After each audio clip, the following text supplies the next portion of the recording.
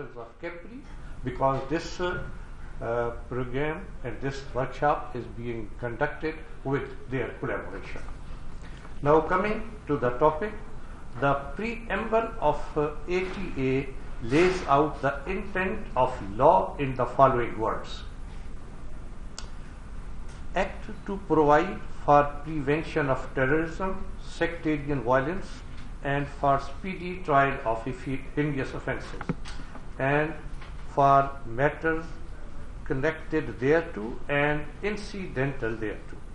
So, in order to achieve the object of preamble, thereto, Section 19(7) of Anti-Terrorism Act 1979 provides that court shall, on taking cognizance of the cases, proceed with the trial from day to day and shall decide the case within 7 days. Failing which, the matter shall be brought to the notice of Chief Justice of High Court concerned for appropriate direction. Keeping in view the facts and circumstances of the case. Further, the Section 19, subsection 8 of the Act provides that an anti-terrorism court shall not give more than 2 adjournments during the trial of the case, and that also imposition of exemplary costs.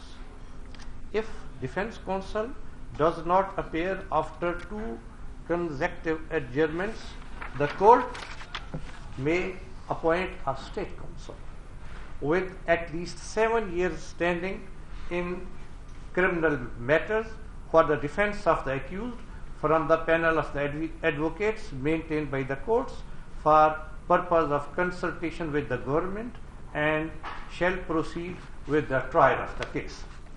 From the language of preamble and Section 19, subsection 7 and 8, it is crystal clear that one of the object of ATA 1997 is speedy trial. In order to achieve this object, the August Supreme Court of Pakistan in Mehram Ali case, reported as PLD 1998 Supreme Court, page 1445, has observed that the solution of problem of court delay does not necessarily lie in a large-scale addition of new judges or creation of special courts, but delay in the disposal of cases can be reduced only by the judges who are willing to insist that the lawyers, prosecutors, and parties meet reasonably deadlines for the conclusion of the trials. This effort will require concern and commitment on part of the judges.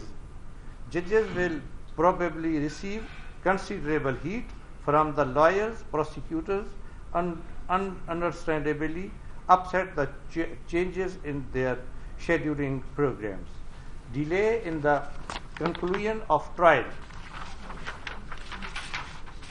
and dispensation of the cases can be estimated to the larger extent through good court management and not necessarily by creation of new courts and increase in strength of the judges.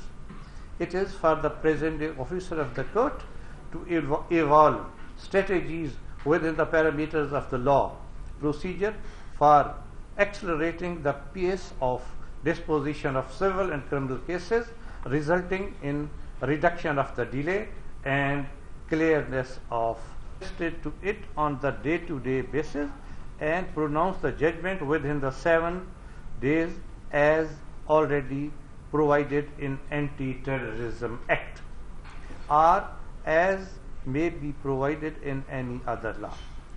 One case be assigned at a time to the special court until the judgment is announced. In such case, no other case be entrusted to such court. Challan of the case should be submitted to a special court after full preparation and after attesting that all witnesses will be produced as and when required by the concerned special court. Any lapse on part of investigating and prosecuting agencies shall entail immediate disciplinary action according to the law applicable. Now I come to the recommendations. Implementation of statutory provisions as the guidelines provided by the August Supreme Court of Pakistan in letter and spirit. In case of non-conclusion of trial, within 7 days, the detailed report showing the title, FIR number, date of submission of challan, report under section 173 CRPC, date of framing of charge, present state of case, number of witnesses recorded along with actual reasons causing the delay be transmitted to Chief Justice of High Court for appropriate directions.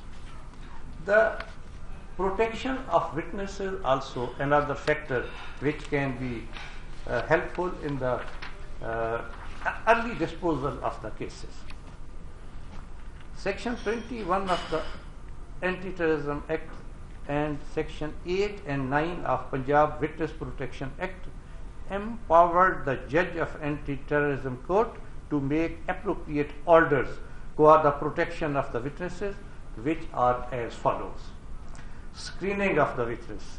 The court may direct that special measures be taken to prevent the witness from being seen while coming to the court and to give evidence. Video link. When so directed by the court, the witnesses protection unit shall take special measures so that court may examine the witness through video link at location outside the court. Where it is not possible to have a video link in the courtroom, the court may move to the place as determined by the government in consultation with the High Court where such facility is available. A restricted entry to the courtrooms. The court may pass an appropriate order in terms of provision to section 352 of Code of Criminal Procedure or direct that the public generally or any particular person shall not have access to the room of the building used by the court. Rules of cross-examination. An accused charged with an offence of terrorism or sexual offence shall not, without an express permission by the court, himself cross-examine a witness, but his counsel may cross-examine the witness. The permission under section 1 shall not be granted when, in the opinion of the court, the cross-examination by the accused in person is likely to affect the voluntariness or quality of the evidence.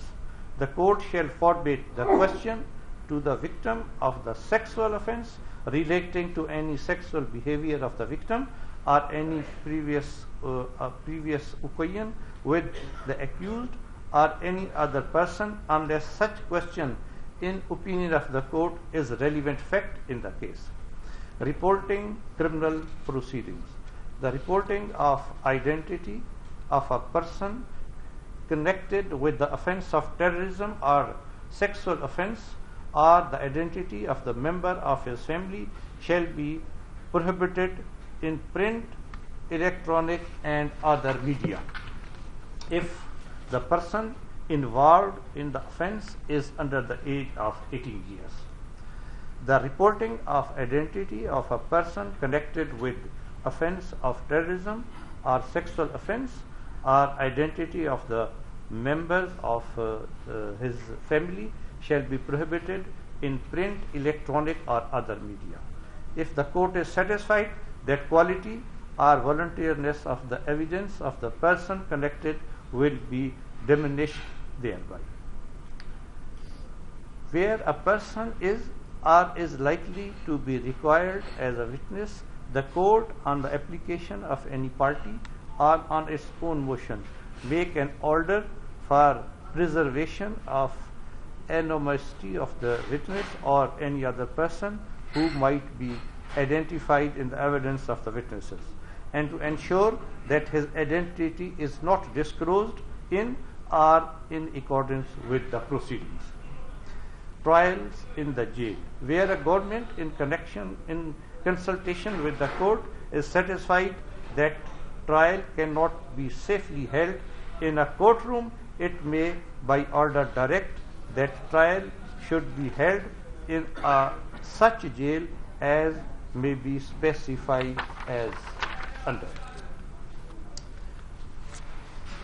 The issues and challenges being faced by ATC judges in the protection of the witnesses.